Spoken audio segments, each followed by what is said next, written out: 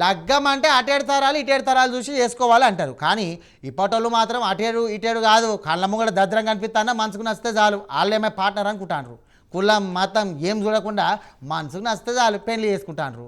కులం మతం పక్కన పెడితే ఖైదీలను నేరాలు ఘోరాలు చేసిన వాళ్ళు కూడా పెళ్లి చేసుకోబట్టే. మీరు విన్నది నిజమే. ఒకప్పుడు ఖైదీలు జైళ్ళ గోడలు దూకి పారిపోతా అంటే, కానీ ఇప్పుడు జైలర్ల మనుషులు దోషి లగ్గాలు చేసుకోబట్టే. ఎవరంతా కనకార్యం చేసింది అనుకుంటాన్రా? అయితే చూడరు ముచ్చట మరి మీరే. జైలు లోపల లవ్ జాతర నడిచింది.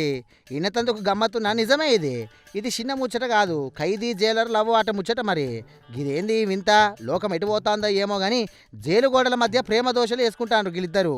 ఇక ఇప్పుడు ఈ మీకు కనిపించే గిల్లు లగ్గం సుత వేసుకున్నారు అన్నట్టు. మధ్యప్రదేశ్లో ఉన్న సాత్నా జైలు కథిది. జైలు సూపరింటెండెంట్ ఫిరోజ్ ఖాతును వారెంట్ ఇన్ఛార్జ్ లెక్క పని చేస్తున్నప్పుడు ధర్మేందర్ సింగ్ అనే జీవిత ఖైదుకు నడిమిట లవ్ కుదిరిందట. పహారా కాసింది ప్రేమకా శిక్షక? మామూలుగా అయితే జైలర్ అంటే ఎట్లుండాలి, కళ్ళద్దాలు పెట్టుకొని చేతిలో లాఠీ పట్టుకొని ఖైదీలను ఉడకబెట్టాలి, వాళ్ళకు వీళ్ళకు చూడంగానే ఒకటి రెండు వడాలి. కానీ మేడం మాత్రం నువ్వు ఖైదీవి కావు, నా మనసు దోసుకున్న దొంగ అని చెప్పి ఫిక్స్ అయినట్టుంది. దొంగ కథలు వాడుకుంటా అని అనుకుంటున్నారు కావచ్చు ఆడున్న తదిమ ఖైదీలు కుళ్ళుకుంటా. ఖైదీలకు తిండి పెడతారా లేదా అని చెప్పి చూసుడు పోయి నీ కళ్ళల్లో నా రూపం చూసుకుంటా అని కవితలు రాసినట్టుంది అక్క మేడము. అబ్బా ఏం సీన్ రా వారి ఖైదీ కిస్మత్ మామూలుగా లేదు. ఏం కిస్మత్ రానిది అని కుళ్ళుకుంటాండ్రు కావచ్చు. ఐటీ కొలువులు చేసే బయట లచ్చల జీతాలు తీసుకుంటా సుత పిల్లలు దొరకని పెండ్లి కాని ప్రసాదులు. బయట ఉన్న వాళ్ళకి పిల్లనిచ్చటోడికే లేక కింద మీద పడతా అంటే ఈ సాబ్ జైలు లోపల ఉండే ఏకంగా జైలర్ మేడంని బూటలు వేసుకునే. ఈయన వేసిన ఈ ప్లాన్ జైలుకెంచి వారు వేతందుకు కాదు, చక్కగా జైలర్ మేడం ఇంట్లో ఉండేతందుకే అని చెప్పేసి అనుకుంటాండ్రు. గందుకే లవ్ చేసిండు బయటకు వచ్చినాక పెండ్లి సుత వేసుకుర్రిల్లు.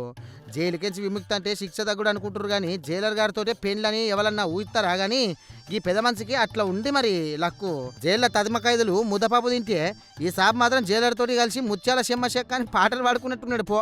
చూసిర్రా ఎంత సూపర్ గా లగ్గం చేసుకుంటుండ్రో.